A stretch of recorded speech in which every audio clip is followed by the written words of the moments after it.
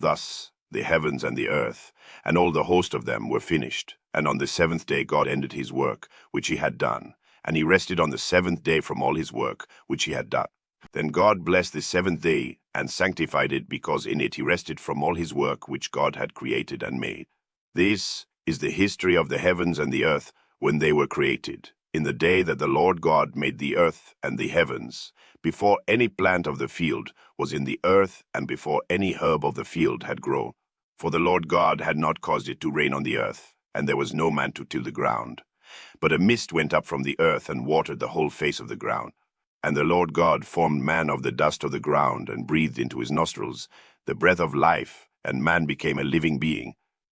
The Lord God planted a garden eastward in Eden, and there he put the man whom he had formed. And out of the ground the Lord God made every tree grow that is pleasant to the sight, and good for food. The tree of life was also in the midst of the garden, and the tree of the knowledge of good and evil.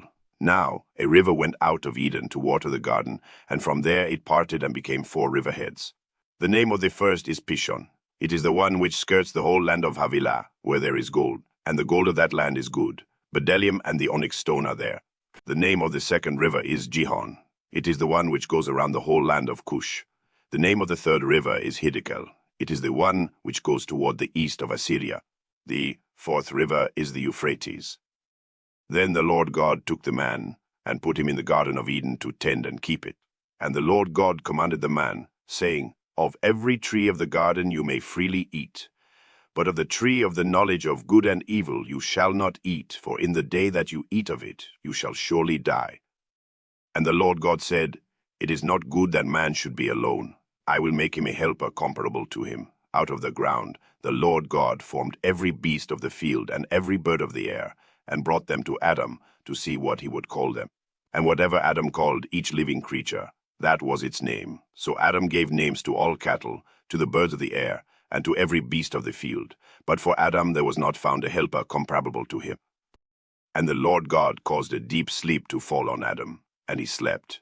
And he took one of his ribs and closed up the flesh in its place. Then the rib which the Lord God had taken from man, he made into a woman, and he brought her to the man. And Adam said, This is now bone of my bones and flesh of my flesh. She shall be called woman, because she was taken out of man. Therefore a man shall leave his father and mother, and be joined to his wife, and they shall become one flesh. And they were both naked, the man and his wife, and were not ashamed.